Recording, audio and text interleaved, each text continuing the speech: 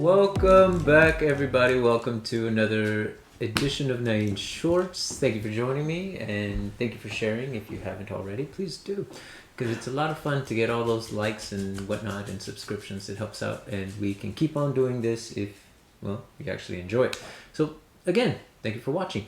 Now, I had to sit down for this one simply because a good friend of ours, Justin Bailey, shout out to you, good buddy. Can't wait to see you soon. He called me up after the last Nain short, and we had a pretty in-depth conversation. And mind you, everything was just over the phone, so we had to visualize what we were talking about and the points that he was making in reference to it. And he brought up something that really hit home, and I've been thinking a lot about it. And the idea of how do you get somebody to start seeing your truth, start believing your truth, and once they get through the door of your school or whatever it is you're teaching. And he said very simply, it's trust. They have to trust what you're saying, first of all, that it makes sense, and secondly, that it's going to work the way that you said it would. But how do you go about doing that? How do you build that trust in a new student so they can take whatever it is that you are showing them and then keep it to themselves, or explore it more, or make it grow, or make it a part of what they already do? If they're a new student, they have no background whatsoever, how do you break down all the falsehoods that they might have about martial arts without flat out telling them you're stupid and you don't know what you're talking about? Because that's also something that has happened. I've definitely heard from different people about schools back in the day where it's like you jump in and it's like, okay, just follow the guy in front of you. But what if the guy in front of me is doing it wrong? What am I learning then? What am I taking away from it? And I've heard stories of people talk about how, oh yeah, the main instructor showed it one way, but then they were out the next day or the next class, and then there was another instructor and he showed it a different way, and he was talking about things that the first instructor didn't mention, and then there was somebody else showing it, but it was different from what... At that point, what is the student supposed to take away from it? Okay, this is how I saw it happening. And since we watched the last episode, I mean, their truth of what they're seeing could be completely different, especially if they have no basis of how to evaluate that information. So when we say something, are they just going to be skeptical, like, I don't know if that's true. I don't know if I should trust what you say. You know what? I'm good at blue belt. I'm just going to cut out. I'm done. I'm going to go do something else. And maybe that's one of the reasons why there's people that quit after a certain amount of time, because they don't see the end result of what they're doing. And we've mentioned this before, but now under the idea of, is it because they believe that the instructor gave them something that was false, that it wasn't true, therefore they lost that trust, and it became one of those things where I don't know if I'm willing to go through the process. I don't know if I have enough trust in what's being said or what's being shown to stick with it long enough to see those results. And maybe that's the thing. How soon do we show the results of what they're doing?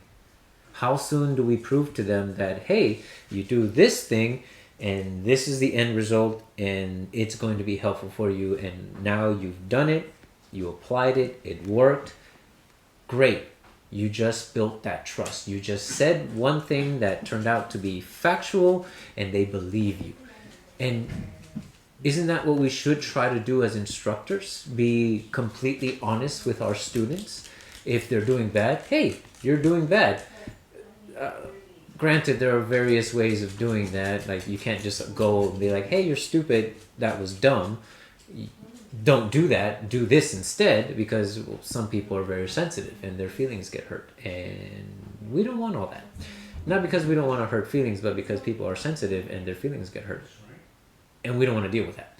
because unfortunately there are a lot of changes that have happened in the martial arts world and our society, so it's a lot more difficult to be completely brutally honest, but that doesn't mean we can't be honest. We just have to find different avenues to do so. Hey, you did good in this part was awesome, you covered your head, you kept yourself from getting hit, but was that it? Could you have done more? And if so, what are some of the things that you've already believed, that you've trusted that I've said, that are going to allow you to then take it further or get more out of that particular scenario or situation or exercise that you're doing? And it's something that I'm still learning. For me, everything was taught in a very simple manner. There was no intricacy in the things that I learned, and I was told from the very beginning, I'm going to tell you the truth. I'm going to tell you everything up front. Here are the cards. You're going to understand what you're going to understand. And my instructor knew that. So it was never a matter of you have to understand everything. No, whatever you take away from that, great. We showed it to you. Awesome. You did it. You incorporated. Now, next time that we do the same thing again, you're going to see something else, something different. And you start building that trust. Less so in the instructor and more so in the way that you start taking that information. Oh, I retained this. I was able to do it. Cool. Awesome. It worked. Then my instructor came back and completely destroyed it. All of a sudden, it doesn't work. Why? Well, because something changed. It doesn't make the statement untrue, but rather now you have to think of other things. You have to consider other ideas and other concepts in order for that thing to make sense again. Not that it's bad. And if we skip that part, if we don't articulate enough to the student that, hey, this works great in this area. It could work in this other area as well, but there are a few things that have to change. You have to think about this other thing. You have to go from going on top to going down low. Whatever the changes are, but they have to see it, hear it, and then be able to do it.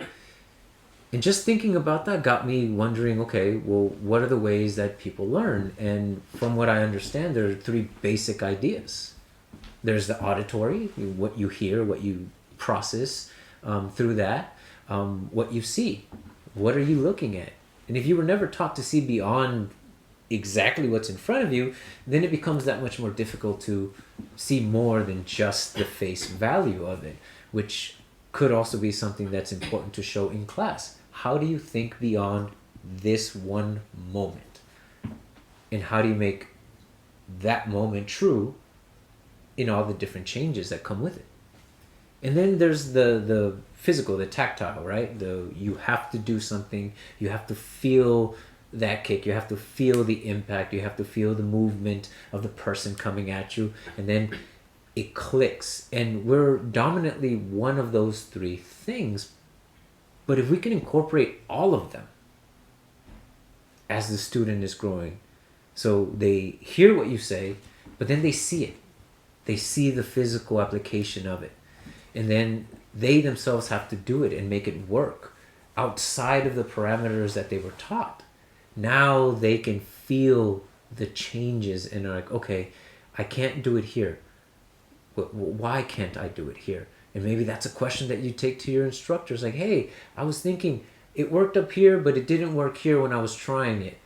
Why didn't it work? And then that could be the conversation that starts the learning process for that particular individual. Following along in a big school, you kind of have to. You can't give that specific attention to each individual student. But if you can at least tell them, hey, there are going to be changes and differences depending on who's in front of you and who's showing you. It doesn't make what I'm saying untrue. It's just a different interpretation of it. It's still going to go along the lines of what we were talking about, but each person is going to have a little twist to it, and that's okay. They're going to have their own flavor. They're going to add their own ideas, their own concepts to it, because ultimately we all do that. So can we go through all these changes? Can we say one statement? Have the student understand it. Show them the visual representation of it. Have them do it so then they get the tactile, the touch of being able to do it, and have every step of the way, all the 3 different variations match what you just said. Is it as easy as that? Personally, I have trouble seeing beyond my own focus. Even recently in class, I made a question because I wanted to know, okay, how could I have done that better? How could I have instructed these students to go on the inside, not just stay on the outside? Because we were doing some empty hand work. And the answer was incredibly simple, and I felt incredibly stupid. Because all he said, what if you throw a haymaker instead of a straight punch? And I just want to stop there for a moment. If you're trying to get your student to work on the inside, if you're doing hand stuff and you throw a haymaker, doesn't that automatically put them on the inside? And I genuinely felt dumb because, yeah, it was literally that simple. Because now they have to figure out, okay, it's coming from your outside. What do I do? Oh, I still do the same hand stuff, but I got to be wary of the other punch coming. And I didn't think of that.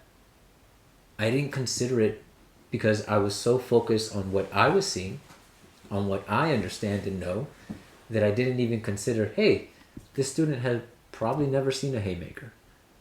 They don't know what that is. And if they never see it, they never hear about it, and then they never feel it as you demonstrate it, then are they going to know what to do with it? So the directing of what the student needs and understands oftentimes require us to realize, shit, how much do I really know what I'm showing?